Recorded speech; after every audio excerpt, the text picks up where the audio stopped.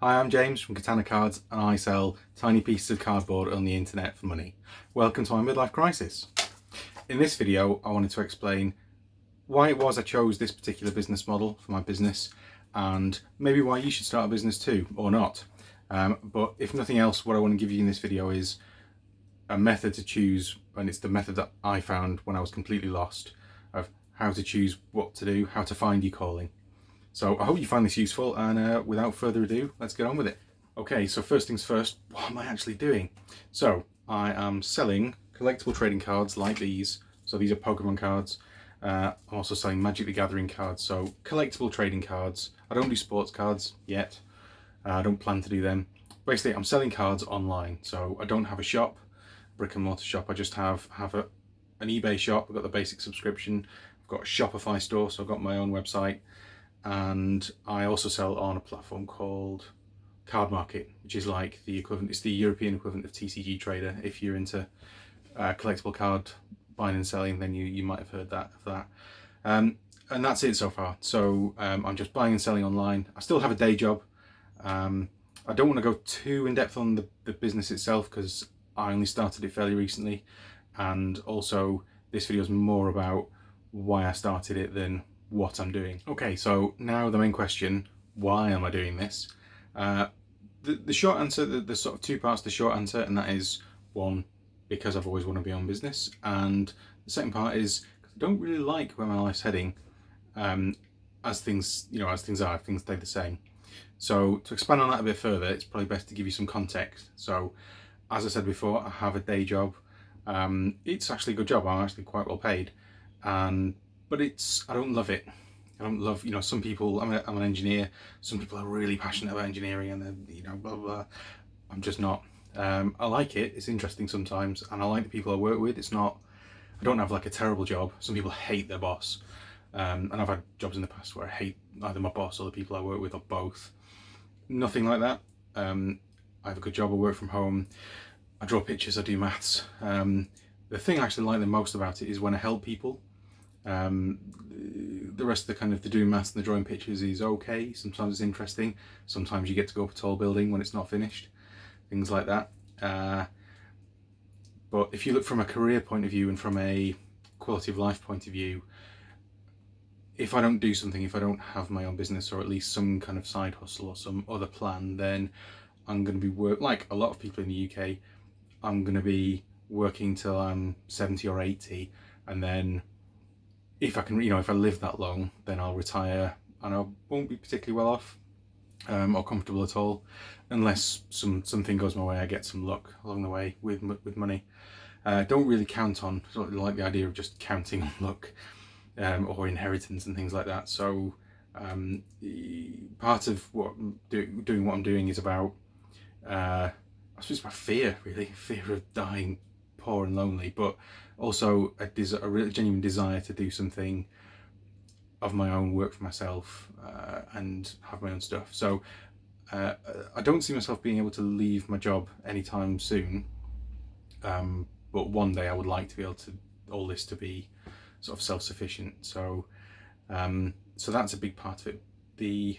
Another part of it is that why I picked this, why I picked these silly pieces of cardboard. They're not silly, they're great, but why I picked these in particular is I love collecting things. I started buying and selling things on eBay. I got into coins, buying and selling collectible coins.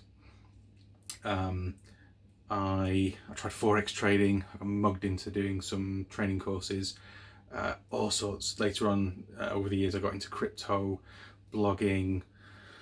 I tried YouTube a little bit, not very successfully, or didn't really commit to it like I am doing now. All sorts of stuff. Honestly, I possibly still am a bit naive when it comes to sales stuff. So essentially, if it's too good to be true, and like, I'll take 2 of those, yes. I'm down for that. So I do tend to try things. I tend to jump in feet first and go for it. So I have tried a lot of stuff.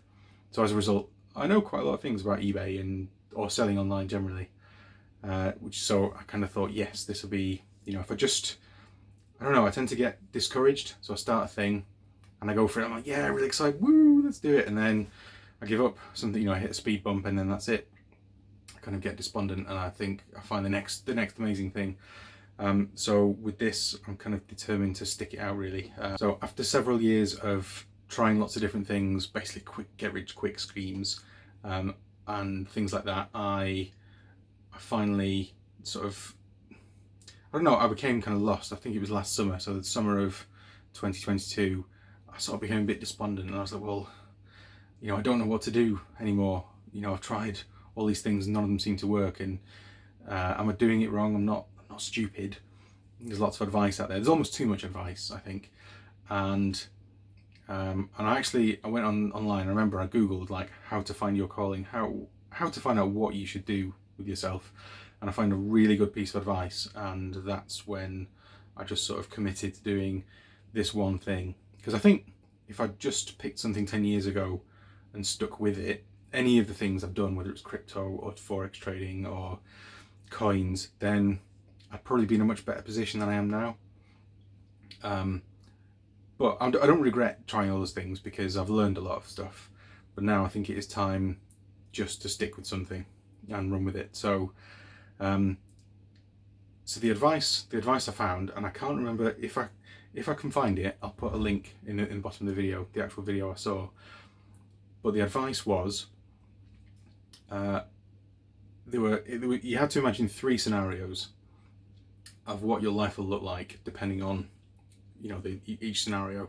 So the first one was, imagine what your life would look like in, say, a year, 3 years, 5 years, if you change nothing. So for me, that was, if I just carry on working my job, doing my normal stuff, come home, put my feet up, watch Netflix, play computer games, what will my life look like? And I suppose that's part of the reason I'm running away from stuff is, you know, I don't want this kind of future of just getting by, working really hard for a fairly meagre retirement and that kind of thing, if I live that long. So for you, it'd be different. You know, for everyone, it's going to be something different. For some people, it might be terrible. For some people, it might be okay. If they do nothing, maybe their life's going pretty well. But for me, certainly financially, it's, yeah, bleak. Well, not bleak, meagre, definitely meagre. So, and then the second scenario you're asked to consider is, what would your life look like if you won the lottery, or perhaps a year after you won the lottery? So after the initial maybe splurging, going on holiday, buying your mum and dad a house, all that kind of stuff, what would you do?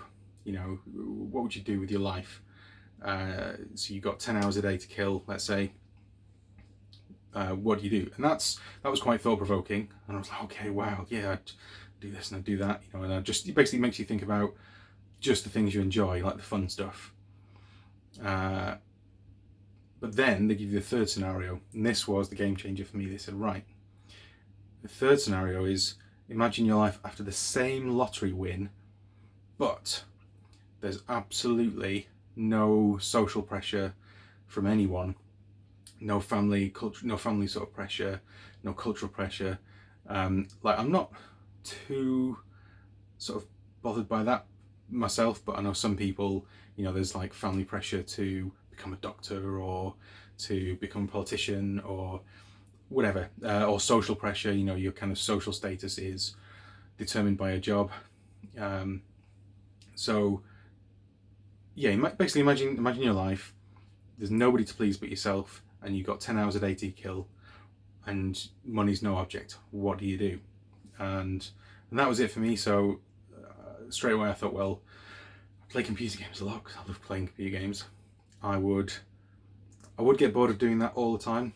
I would pretty hard, but I would get bored of it eventually. So I would probably do some kind of wheeler dealing type business. Maybe I wouldn't sell that many, but I'd definitely buy lots of cool stuff like collectibles. Basically, I love trading cards.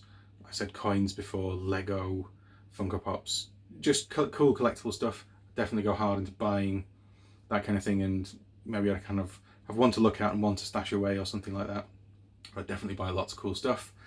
And then the third one I'd do is, I'd probably get bored of that, just doing that and playing computer games there for a while, so I'd need to do something that was kind of good for my soul. You know, I'm not religious, but don't consider myself a very spiritual person. But basically, I'd want to help people. That's the one thing about my job that I do at the moment that I do quite like, is someone will phone me up and say, James, we didn't think about this thing, and we found a bit of steel in the yard, and we're going to drill some holes in it, and we're going to stick it up here and put all this heavy stuff on it. Will it still work? Will that be okay? And they need an answer quick, and they're happy when they get an answer. And it's that kind of being useful and helping people that I actually quite enjoy, and that I wouldn't get from maybe just selling Pokemon cards or playing computer games all day. So that's kind of part of the idea of this YouTube channel is, yeah, it's a YouTube channel to kind of promote my card shop, but at the same time, it's actually more about running a card shop than it is like, here's a shiny card, buy the shiny thing, buy the shiny thing.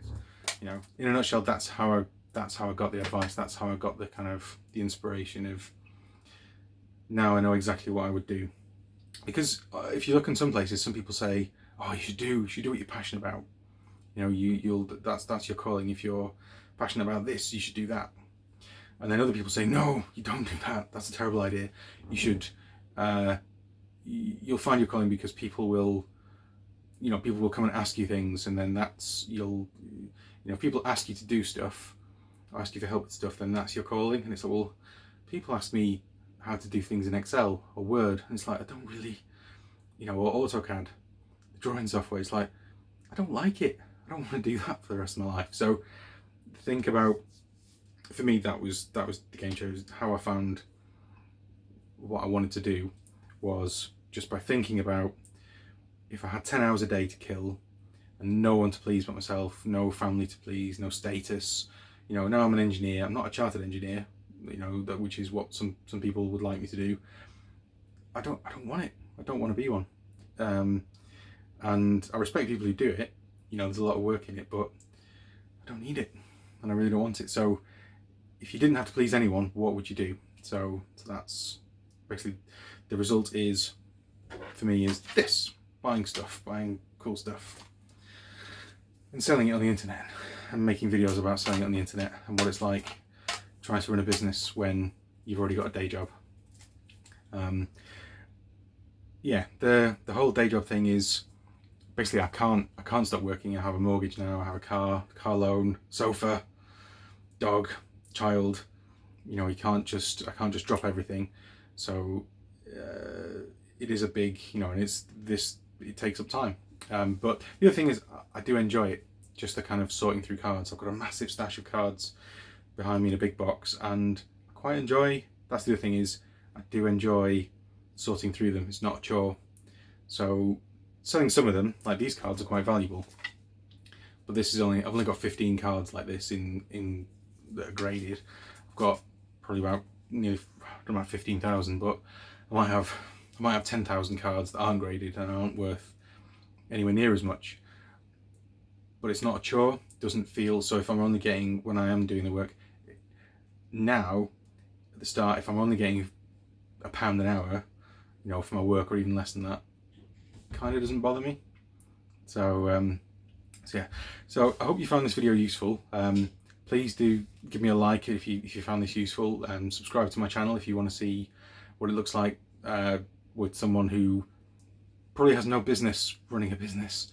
It's kind of playing out their midlife crisis with pieces of cardboard, selling them on the internet. Then yeah, stay tuned and watch out for the next video. So thanks for watching. Bye bye.